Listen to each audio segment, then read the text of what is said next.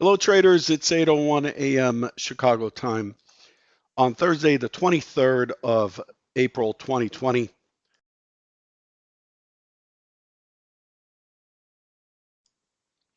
Thanks for joining me. Derivatives trading involves substantial risk of loss and is not suitable for all investors. Past performance is not necessarily indicative of future results.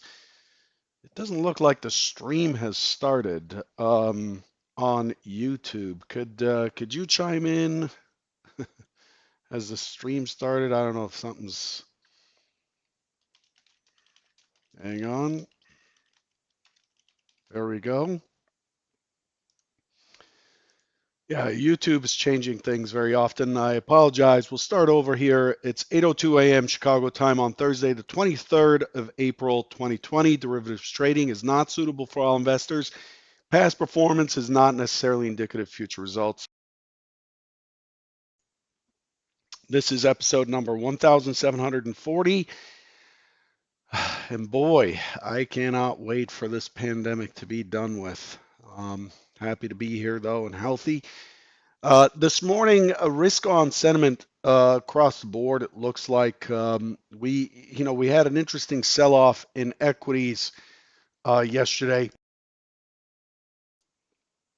Once we peaked out right up against the levels I was talking about, it doesn't always work out this way. But this morning, crude oil is popping higher. It's up almost $3, trading at $16.71 on the June contract, up 21.26%. Followed by the Russell, which is up 9 points, 9.2 points, or 0.77%. The Nasdaq's up 50 points. The S&P's up 15. And so we are above the 2,800 century figure right now in the S&Ps. It seems, not incredibly. It seems not incredibly leaning to the buy side. You can't hear me. How is that?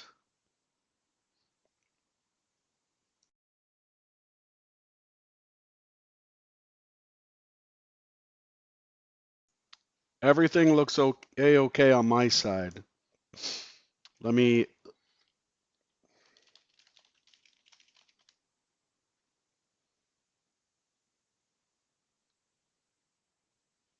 yeah, everything looks okay on my side. This is YouTube. It says the feed is good. Buffering. Okay. Yeah, it's not buffering on my end. Here's what I'm going to do. I'm going to stop the stream and start it again. 1 second.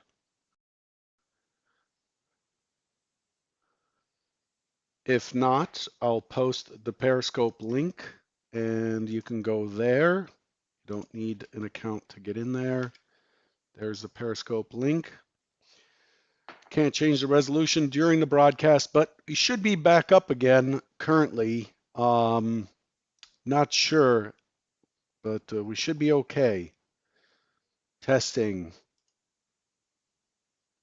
Yeah, I don't know what's going on with YouTube. It's quite inconsistent.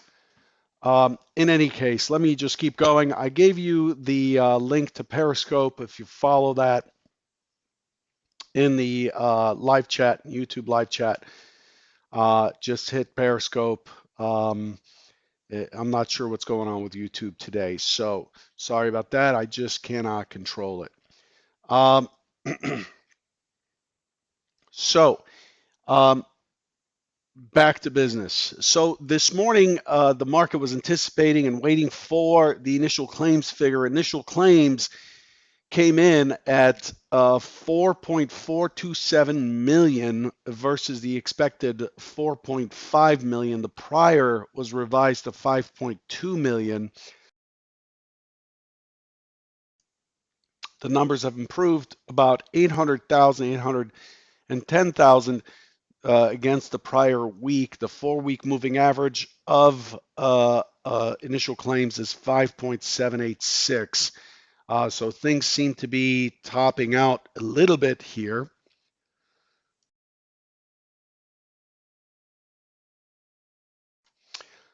Anyway, so the market got that news and popped higher on what seemed like good news and has pushed through the 2,800 in the S&Ps.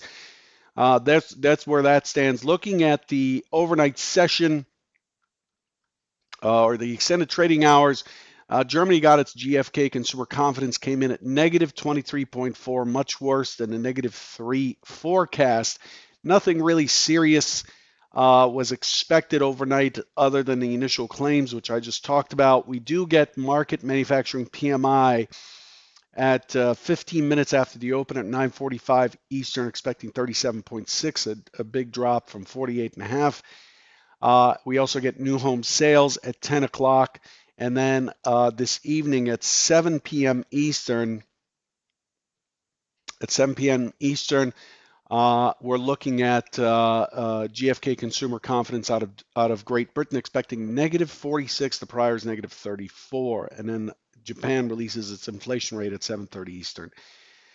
If you're still having issues and it's popping in and out, it's best to refresh. This is fully a YouTube problem. I apologize. There's an issue here apparently. I cannot control that. So I've done everything I can on my side. Let's take a look at what was expected yesterday versus what we actually got in our review segment. The thing to pay attention to, yesterday I was looking for a drop into 2756, consolidation at 75 right here, a drop into 56, but ultimately I was looking for it to pop towards 2800 right here and push into, if you recall, 2806. That's the stock zone. The stock zone that was the key target. It's 2806. I highlighted here. I highlighted it here with um, with the 2806 with the orange line. And so that's what I was looking for. I was looking for a dip down into the prior range, really looking for 54, 56 to hold and turn back up and push into 2806.50. And so that's where we stand. That's the primary scenario. Here's what actually happened. What actually happened is it actually held up much better. It could not. It became obvious to me right here that we are unable to find buyers out of range, and the expectation is it's likely to drop into this 56 and potentially into 50 and into 35. And then what happened was it turned over. Then it went sideways for a little bit. The mid held, and then it started to come back to even. And this is where I went neutral on the day in terms of bias. And then I started looking for, once it broke higher and pulled back, I was looking for a place to go long, looking for that 2806.50 area. Remember, that was the big target of the day, the pullback right there. And it just ground itself up. I got to tell you, yesterday was a terrible, terrible slow trade. I mean, the range was smaller than usual. And it was just very, very poor trade. What was surprising is this sell-off on the close on a really strong delta. We had a decent positive delta, an okay positive delta for the session, and all of it got taken back with price. With price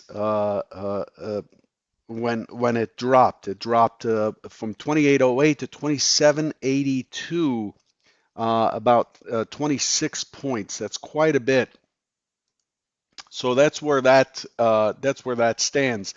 I'm going to post the Periscope. I'm seeing a lot of chatter on the live chat because the feed is not working properly on YouTube. So I'm going to give you the link here for Periscope, and you can catch it there. Apparently, Periscope is being more consistent. Here it is. Here's the Periscope link. Please hit that. Um, see if it's working better for you. So in any case, I saw the drop and it pulled us back into the mid and the point of control into the close, where VWAP, mid, IB high, and the point of control all congregated here at 2786 to 2787. And note the overnight point of control is right in this area. The market's acting like it is trying to balance out near this most recent high.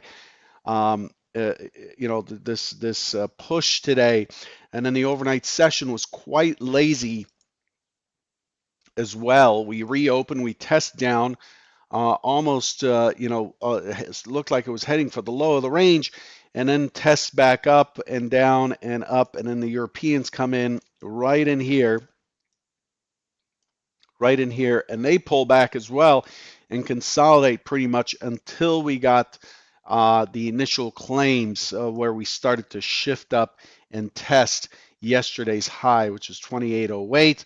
The high of the overnight session is 2807. It's That's where we stand. That's where we stand this morning. Taking a look at Bookmap. Oh, by the way, before I get into that, I want to remind everyone that today at 4:30, and let me know if this link doesn't work.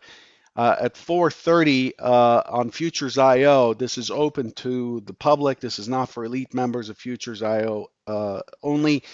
At 4:30, myself and the EdgeClear team will be on. We'll be talking about discussing trading from the other side, from basically the side of what your broker sees, and taking questions. This is a live streaming webcast, so we'll all be on camera. I'll be on camera for the first time in a video panel from my office downtown Chicago.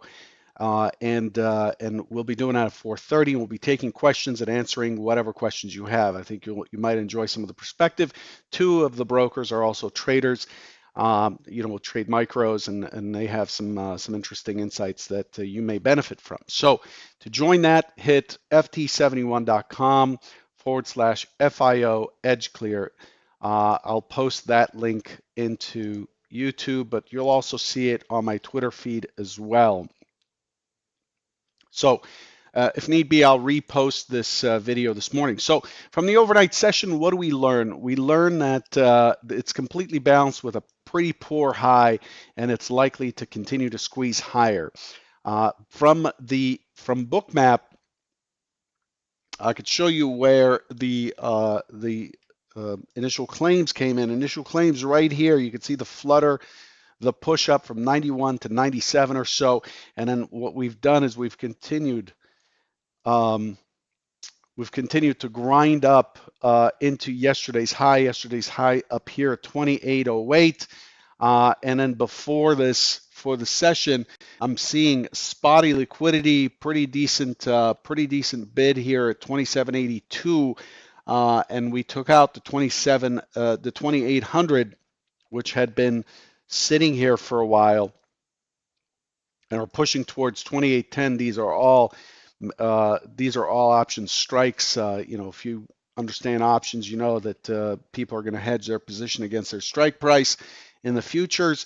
But overall, the order flow is showing that the market was pretty even keeled throughout the session. You could see the liquidity coming in once the low was put in. The liquidity starts popping in, and to me, that's not reliable liquidity here.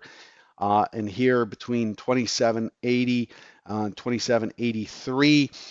And then up top, if we look at the full depth, the MBO depth, which currently is only available on Rhythmic as a trading front end, which is my favorite front end. You can see that the liquidity up top is not really all that stable either. There's not much other than this at 28.25. There's not much that's been steady and holding. Today, to me, there are indications that today is likely to be a pretty choppy day in terms of trading. So I don't have high hopes for good movement unless, of course, news kicks in. let's take a look at what's expected for today. I'll do my best to upload this video for those of you who are frustrated by the YouTube issues, but I'll post it for you so that you have it. Here's what we're looking for today.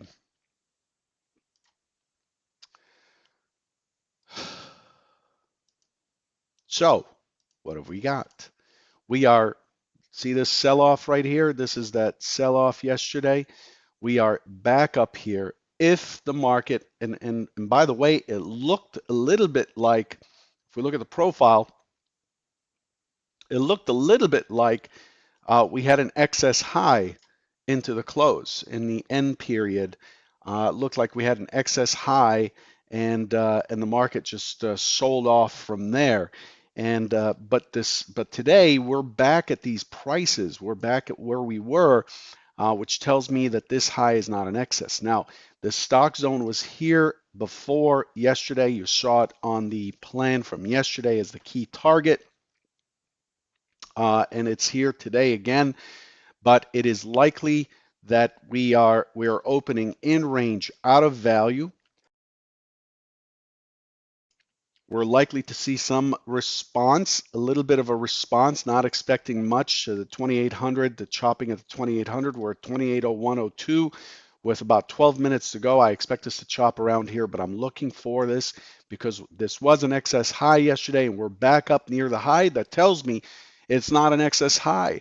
And if it's not an excess high, that means that we haven't truly found sellers.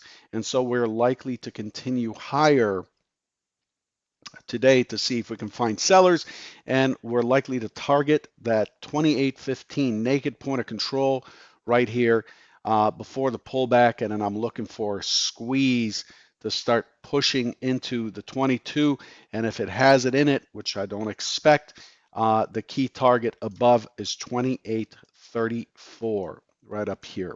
28.34 is the upper balance where we sold off from, where we gapped from right here. So that's scenario one, is an upward bias given the how we've set up and the fact that we're back here.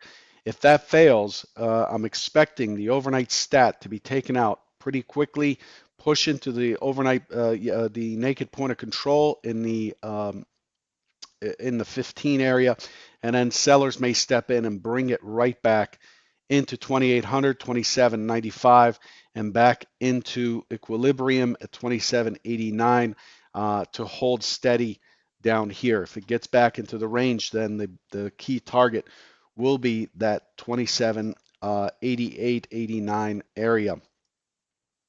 That's scenario two. So again, as always, as is the routine, as is the boring process of trading, and trading needs to be boring because all we're doing is waiting. We're like hunters. You're sitting in a tree waiting for something to happen. You don't just run around the forest firing your gun, firing your rifle.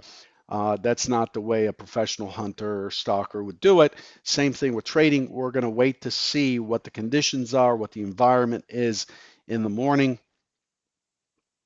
And then we'll take a stab at whichever direction shows strength.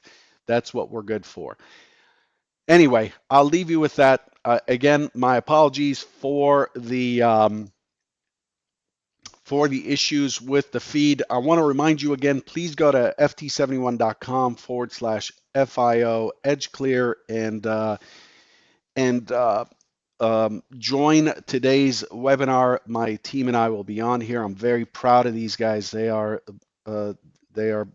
people that I hired a long time ago, and now they're with me here at EdgeClear. And I believe that they're the best of the best when it comes to taking care of traders in terms of brokerage, membership, and so on. We have some exciting programs at EdgeClear, and it's something I would love for you to support. Good luck, and I'll catch you this afternoon, 4:30 Eastern. Take care.